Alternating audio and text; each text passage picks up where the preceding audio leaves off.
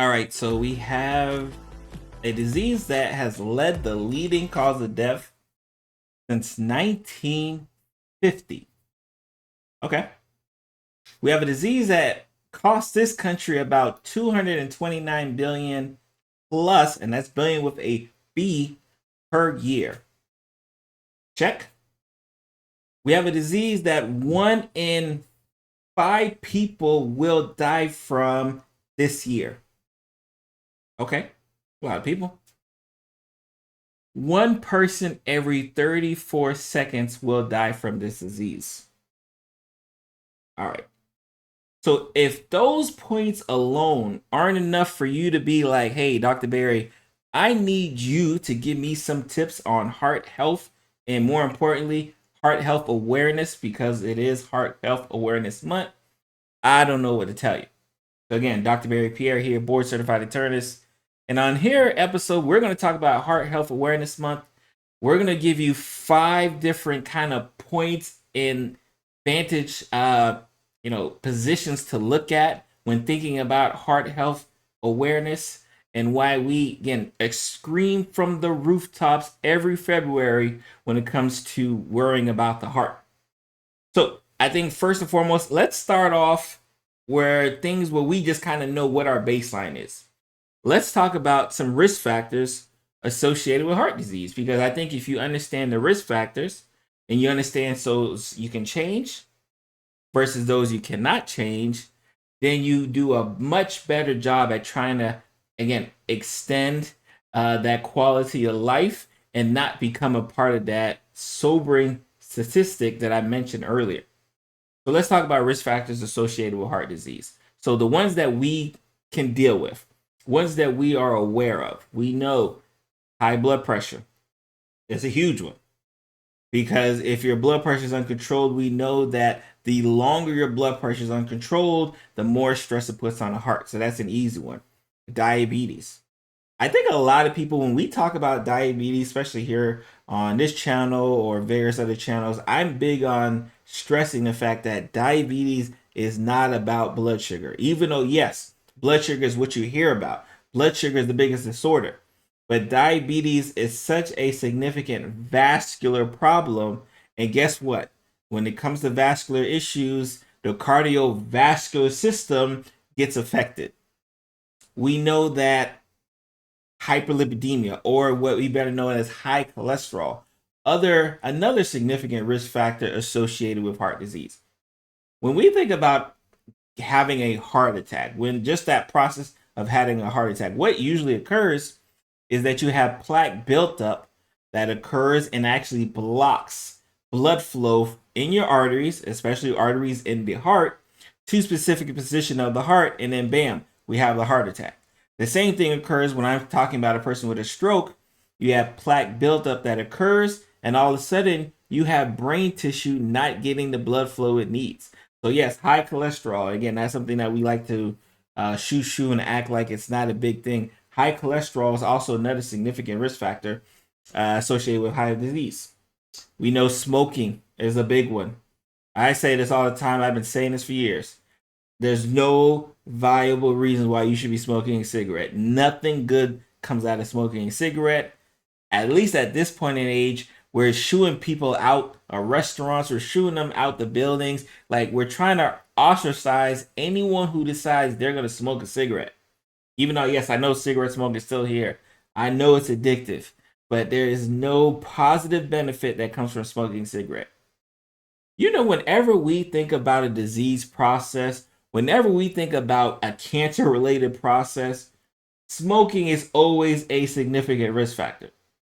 So if that isn't enough for you to be like, all right, yeah, he may be right about it smoking, I don't know what is, right? But smoking is never a good in that regards, right? So there's so many different risk factors, and I just wanted to focus on the ones that we can change and focus on. A big one, obviously, is obesity. That's another huge one associated with heart disease. And the reason being is that obesity is kind of tied into high cholesterol. Obesity is tied to high blood pressure. Obesity is tied to diabetes.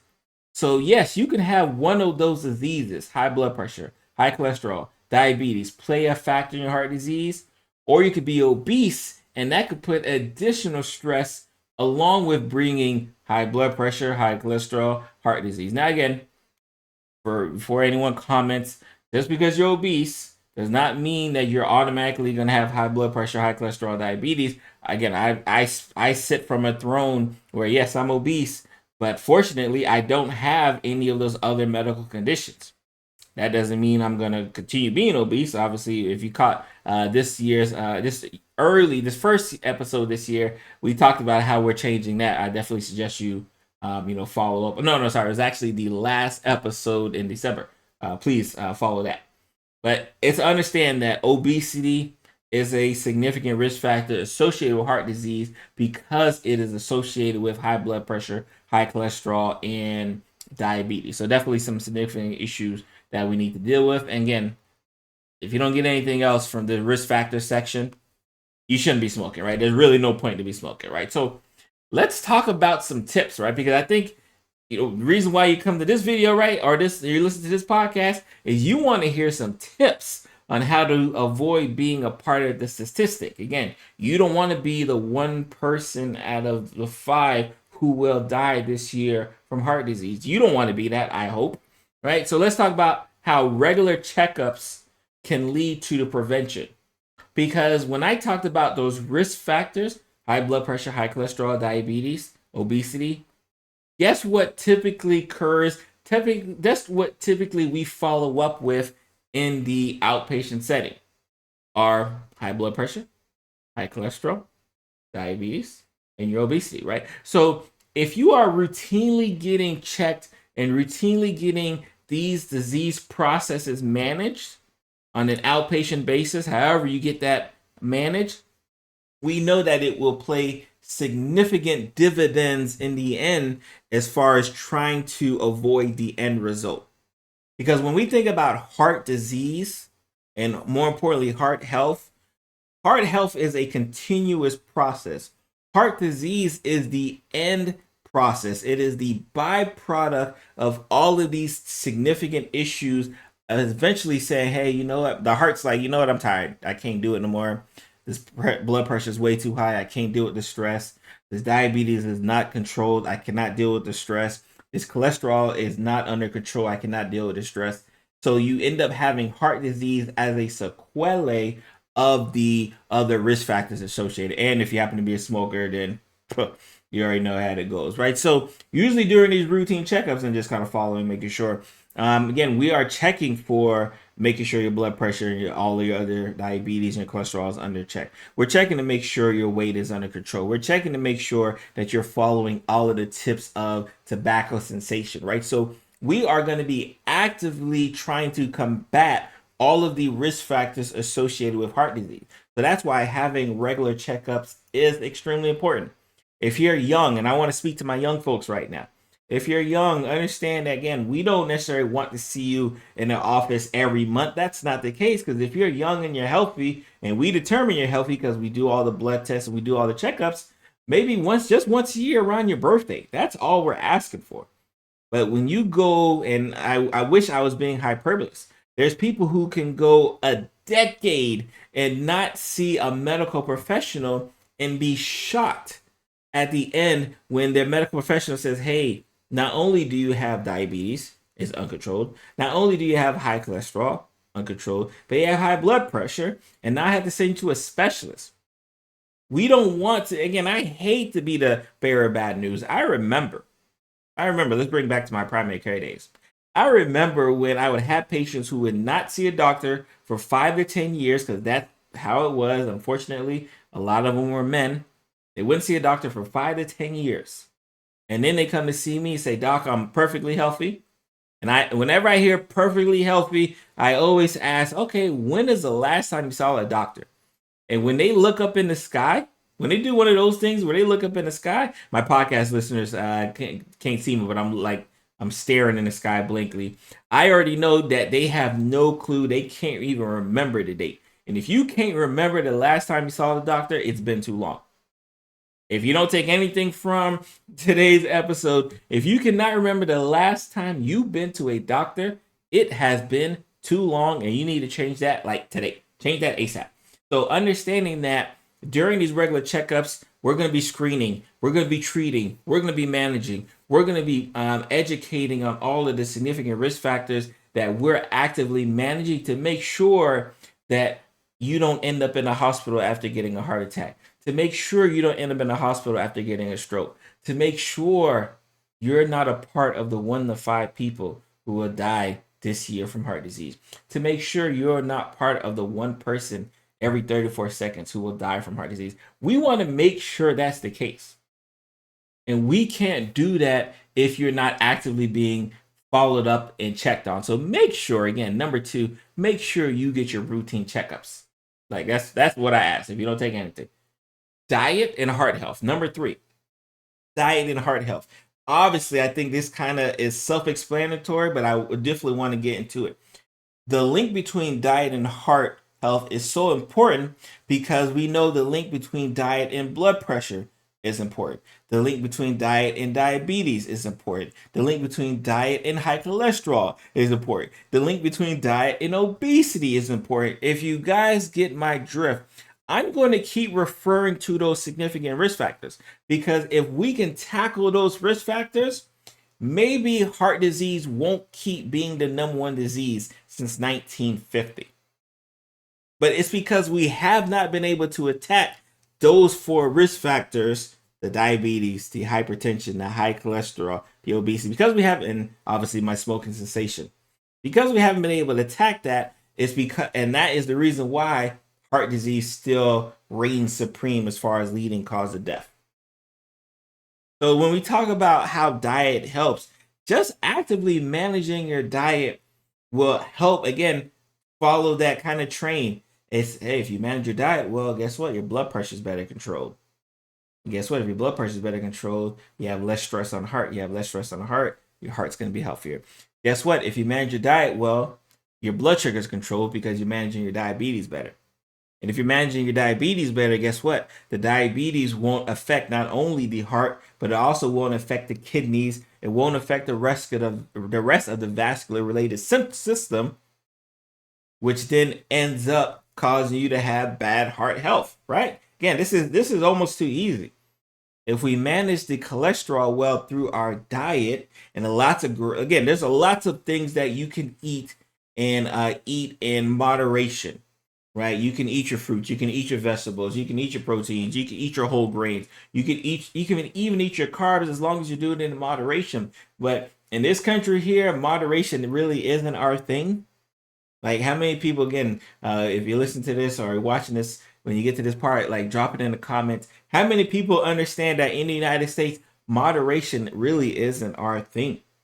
And because moderation really isn't our thing, we have so much trouble trying to control the excess calories that comes into play. We have so many issues. And now, let me show you. It's so funny. Now I think about it, I say it out loud.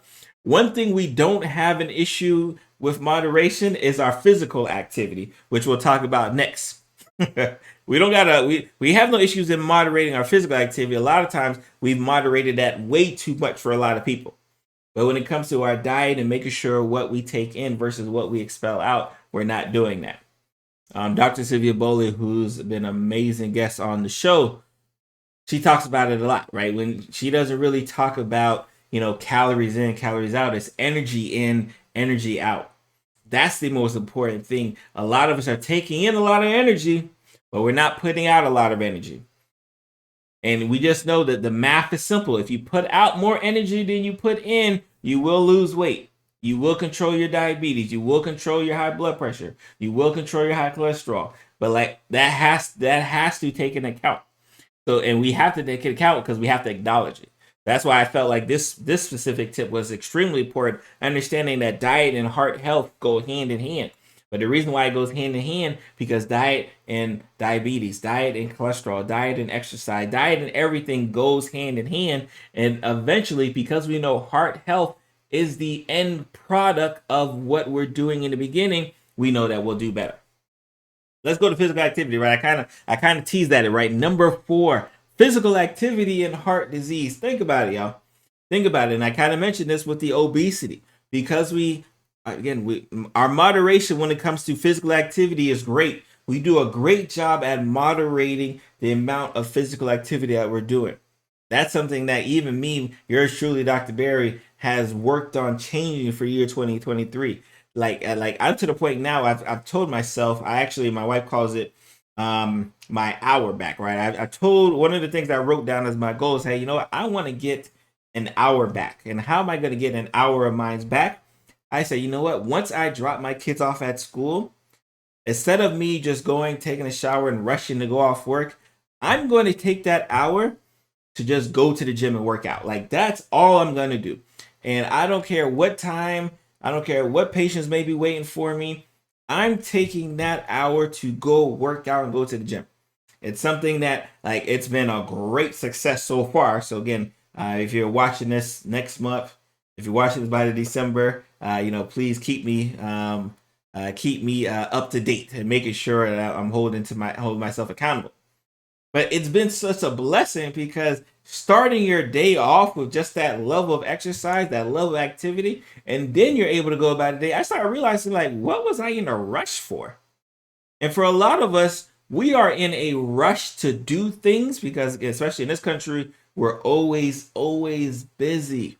We're always busy doing something except when it's for ourselves. So understanding the importance of physical activity, again, if you're more physically active, you're going to be working on decreasing your status of being obese, right? If you're more physically active, you're likely eating better, right? Which is going to help with the high blood pressure, the high cholesterol, and the diabetes, right? So all of these things kind of go in hand. It's such a positive effect, right? Again, like Dr. Sylvia Bowley says, right? Energy out, right? We have to put significant amounts of energy out and work on reducing the energy that's coming in if we want the end result, whether that be weight loss, whether that be weight gain and growing some muscle, whether that be just making sure that you have a healthy heart so you can play with your kids when you're 50 and 60 years old. Like, if that's the goal, if that's what you're looking for, you know what you have to do, right? And it starts here with your physical activity, right? That's what we love to see it. So again, I talk about it, routine exercises, taking the stairs when you can, walking when you can. It doesn't take much. You'd be surprised. It doesn't take much to be a leader in your physical activity. Unfortunately, especially in this country, it does not take much to do so. And last but not least, again, right? Hopefully you guys wrote this down. It will be in the show notes, especially my podcast listeners. Check out the description. Stress.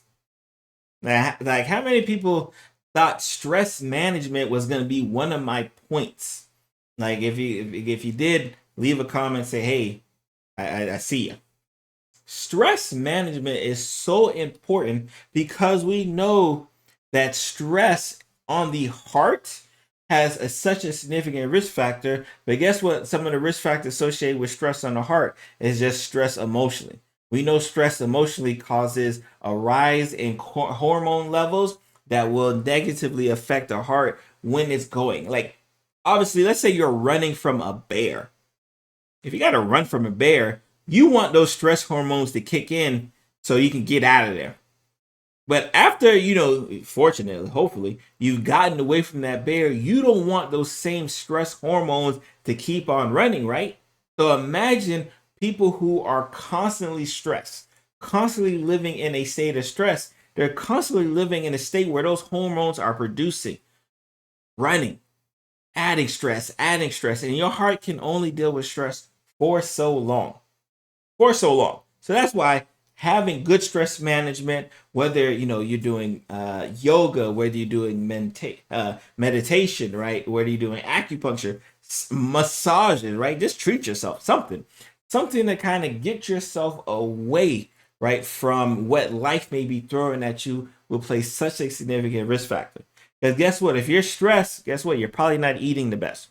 If you're stressed, you're probably not working out a lot. If you're stressed, you're probably not following up with your doctor, making sure your routine checkups are on point. If you're stressed, your blood pressure is likely uncontrolled. If you're stressed, your diabetes, because you're eating all kinds of snacks and everything else. If you are stressed, problems will arise, and this is why I made it a point to leave it to the end. I made it a point to leave it to the end because I don't want people to kind of brush off the other things. Now, mind you, the last four stuff, they're important. 100% they were important, but understanding that stress plays such, and those who know me know that I've been such an even keel person. Like, it's just not in my nature to stress out, because I just figure like, hey, like, I don't want to have to, deal with any of that burden. And I understood what stress would do for me, and I don't want any of that symptoms. I don't want to feel it. So I was like, nah, stress, you stay over there. Like, I don't want nothing to deal with you. Right? Like, that's this just is what it is, right? Especially when we talk about, trying to manage and have a great heart, healthy heart, so we can live to 50 and 60 and play with our kids, our grandkids, or whoever we want to play with, right? Like, that's always been the goal at hand. So this is why every February we come around here saying, hey, it's Heart Health Awareness Month. Let's get to it. And that's why every Friday I'm going to drop an episode just like this, because I'm going to keep stressing the importance until heart disease isn't the number one leading cause of death in the country. I'm going to keep stressing it. It just is what it is, right? And just a quick caveat, I kind of mentioned it earlier.